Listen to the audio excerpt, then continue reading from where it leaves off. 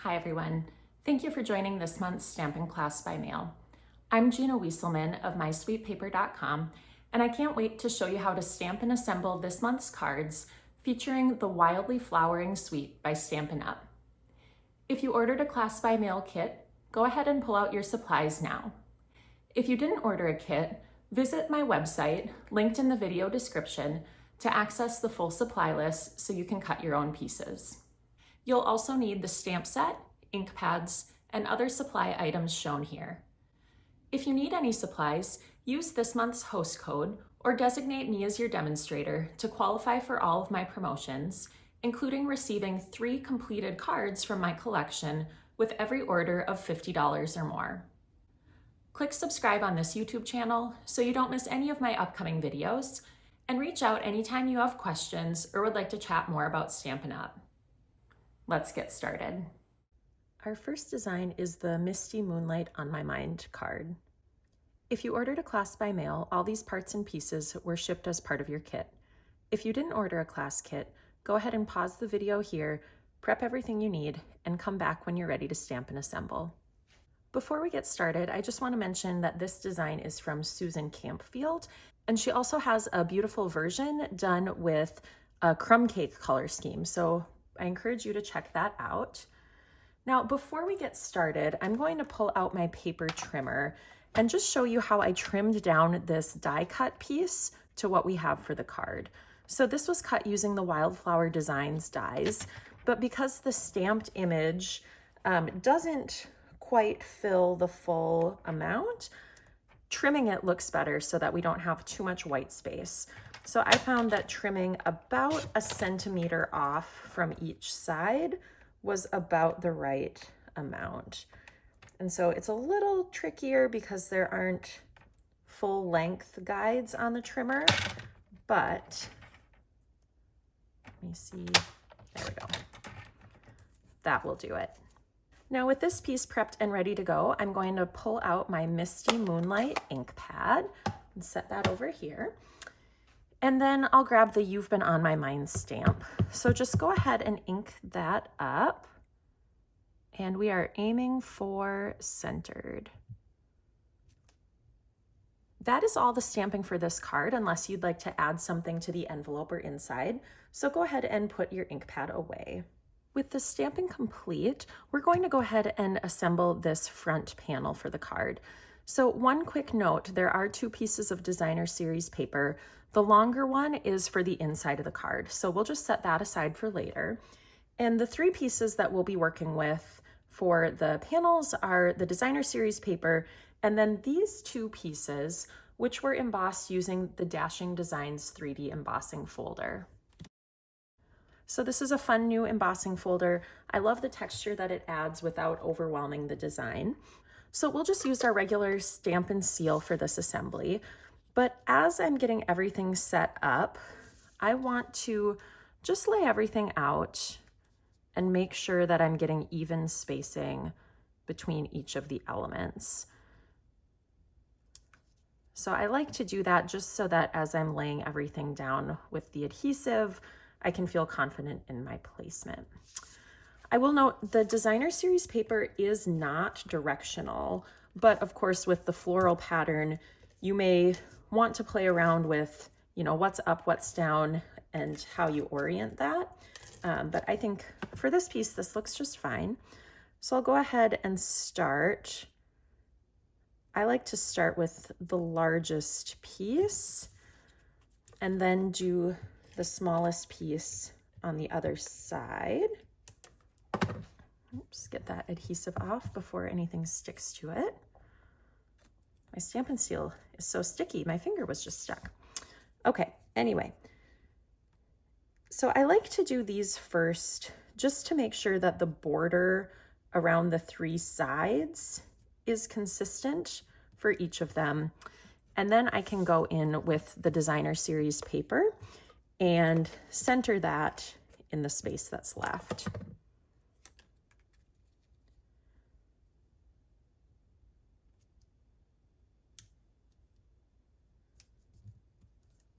Okay. Next, I'm going to pull out my bone folder and the thick basic white card base and just go ahead and crease that along with the score line. And then for adding this, actually what I'll do first, since it's flat, is just add this piece to the inside. So I'll get my adhesive on. And again, you can play with exactly how it's positioned. I am going to just leave a little bit of a gap along the left side and place it like so. And when we're working with the designer series paper, I do often try to cut it just a little bit too long. So I'll go ahead and just trim with my paper snips from the back side. Then both of these pieces are going to be adhered using Stampin' dimensionals. So for the main panel, I think I'll use, oops, that one, the back peeled off, but I think I'll use 5 dimensionals. So go ahead and just peel the release paper, set that aside, and center this up. Okay. Then for this, I will again use dimensionals just to give it even more of a pop. And in this case, I think 2 will suffice, although of course you could always use more. And for this placement, I want it off to the left a little bit. You can play around, especially based on where your favorite floral images are. You know, I think anywhere from the middle down to maybe about here looks great. And so just add that. And then our last touch is the adhesive backed textured dots. And so these come in 2 sizes, and you will have gotten 2 different sizes with the kit. And so I just placed them with one on the greeting panel and then the other 2 on this blue piece. And with the dots added, our first design is complete. Our second design is our floral happy thoughts design. Go ahead and pull out the parts and pieces for this design. Now this card was inspired by the catalog, so we're going to go ahead and start with the stamping here. Now I want to note there are 2 pieces of basic white cardstock included with your kit. The larger piece is just the inside panel, so make sure to have that in mind as you are stamping. The smaller piece is the one that will make the front of the card. So we're going to go ahead and start with this panel.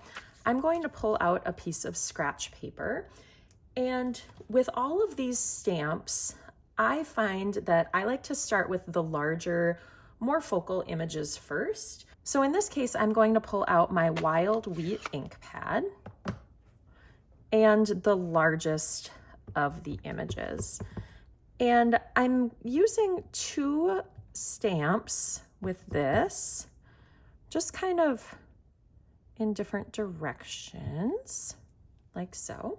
And then this actually, I think, will be the image that I include for the inside panel. So I'm going to just add it right at the bottom, as well as my envelope. So again, I'll just put this right there. You could use any of the images or none of the images, whatever you like, but I like this one. So I'm going to stamp those here while we're at it. And then that's it for my Wild Wheat ink. The next color I'm going to use is my Misty Moonlight. So I'll pull that out as well. And as I'm stamping or inking up this next image, I just want to note that these are going to overlap, and probably what you'll find is that the 2 cards or the 3 cards that you make, no 2 cards will look exactly the same. So I might actually include just 1 more of these. But the general trend that we're going for is kind of a diagonal across the card. So that looks good. Next, I'll pull out Mossy Meadow for the leaf image. And this image actually does include some flowers, but I want more of the leaves to show than the flowers. So that's what I care the most about. And I think that looks good. Maybe I'll put one more right there. And finally, with the crumb cake ink pad, there's just this little textured image. So this can really go anywhere that you want to fill in any gaps. So you can decide how much or how little you want with that. Okay, and that is it for this panel. I'll go ahead and set that aside. And the other stamping that I'm going to do is on the Misty Moonlight piece using early espresso ink. So this is the focal greeting for the front of the card, our sending happy thoughts. So I'll just ink up that stamp and go ahead and center that on the panel.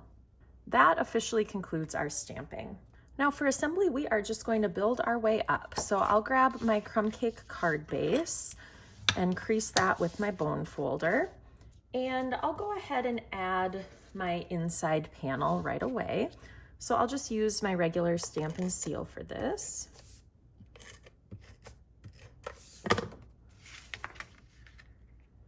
And we'll just center that up like so.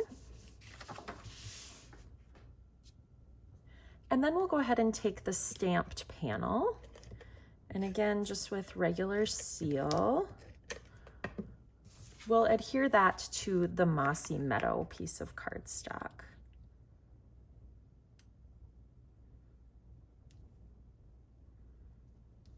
Okay. This I also adhered just with regular Stampin' Seal. You could pop it up if you wanted, but for this design, I decided that just popping up the greeting panel looked the best. And here we're looking for centered top to bottom and centered left to right, but noting that the border will not be equal on all four sides. So you just want to make sure that your top and bottom are about the same and your left and right are about the same. I think that looks good. Next, we will grab our stamped greeting, and we're going to be using our Stampin' Dimensionals. So go ahead and peel the release papers from this.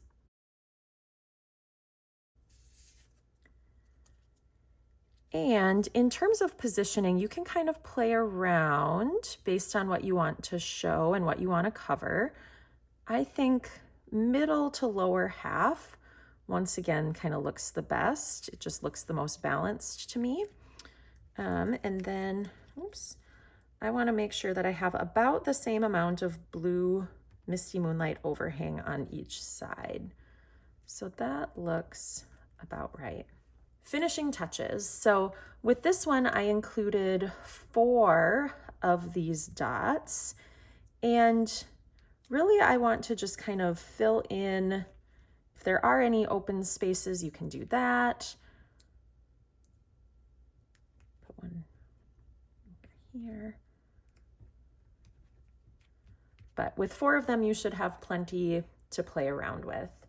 And our final finishing touch is this bow. This came from the 2023 to 2025 In Color Jute Trim Pack, which includes 5 different colors of this trim.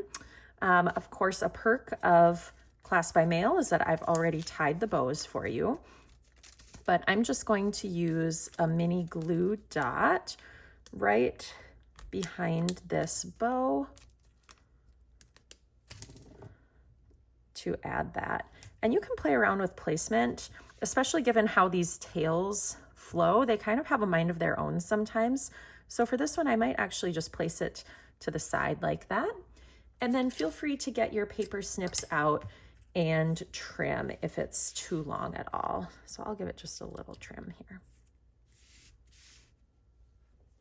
And with our stamped envelope in view, here is our second card design. Our final card design is our Wildflower Fun Fold. Go ahead and pull out these parts and pieces now. Now this card has the simplest stamping. We are just going to pull out our early espresso ink pad and this wild wheat panel, which I punched using the Banner Triple Punch, and go ahead and ink up the thank you stamp and center that right on the panel. And that's all the stamping. So we'll go ahead and put our ink pad away, unless of course you'd like to add something to the envelope. We'll go ahead and get started with assembly by building out our front panel. And I just want to note that you received 2 of these die cut pieces. One of them is for the inside of the card. So go ahead and set one of them aside until later. And we're just going to start building up this piece. So for the framed early espresso piece, I found that the liquid glue works the best. So go ahead, and I did just a thin strip around the vast majority of the piece. But the nice thing about the liquid glue too is that I'm able to kind of look and make sure that it looks about centered before I get that completely in place. But we'll just go ahead and apply a little pressure and let that dry. And then for the other 2 pieces, I'll just use my Stampin' seal. So we'll do the wild wheat element first. And this will slot right in to the die cut piece. And then we'll add the designer series paper die cut on top of that. Now, once again, this designer series paper really can go either direction, but knowing that you're going to have the greeting on top, you can kind of decide how you want everything positioned. So I think I'll go with it this way. And I guess the beauty of this is you can play around with it, and it's symmetrical, so you can always just flip it over. But I'm tentatively thinking that. We will go ahead and continue with our main piece of the card base. Before I start assembling, I just want to note that taken together, this piece and this piece equal 8.5 by 4 1/4. So what's really nice is from an 8.5 by 11 sheet of cardstock, you can get 2 of these along the 8.5 inch side and still have a little bit of that cardstock left. So this uses a little bit less than a standard card base. And it's nice because when I cut and prep, I am able to just score right along that line and then do 1 cut to get both of these pieces. So I'll go ahead and start by folding here along my score line and using my bone folder for a nice crisp fold. And then I'm going to build up both of these 2 pieces. So I will grab my designer series paper, and I'm going to take both of those pieces, noting that I had a really hard time covering up the back side of this because I do love that. But I'm going to adhere these to the Moody Mauve cardstock, just centering those up.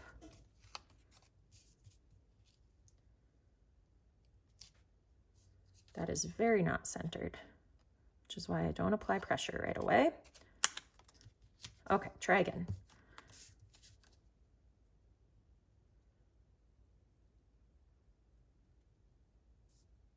I'm overthinking it now, but I think that looks pretty good. Okay, then these pieces will get added. And once again, the paper isn't strictly directional, so you can decide what images you want where. And of course, some of it will end up being covered up kind of in the middle. So I'll just make note of that. I think that looks good.